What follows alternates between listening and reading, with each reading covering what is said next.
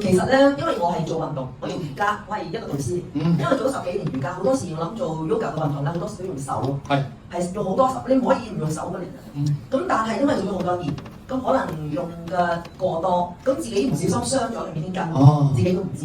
咁直到就係3年前啦，咁我發覺咧，我拎住個電話，其實係呢啲位全部痛，即係有啲叫媽媽手啊，咁樣，咁啊痛，咁啊搞到就唔可以再做運動啦。咁呢邊咧仲得意，原來咧我哋唔小心咧。扭樽蓋、無情力，又係呢邊嘅手又係傷咗，咁就變咗我全部運動而家係要停嘅。咁就因為我只做咁多年啦，我就覺得好苦惱，因為我自己幾中意做運動，因為覺得女性唔可以話唔食嘢而減肥做運動，因為我哋年紀越大，我哋會肌肉流失啦，我哋嘅骨膠原會流失啦，咁我自己個營養嘅都係，咁所以我好了解明白，好煩啊！睇醫生好貴睇我，睇幾年，咁啊針過神醫啊，翻大陸睇啊，香港啊物理治療咁樣樣都試過，但係都係。好啲唔好啲咯，咁啊直接有一日分享就係話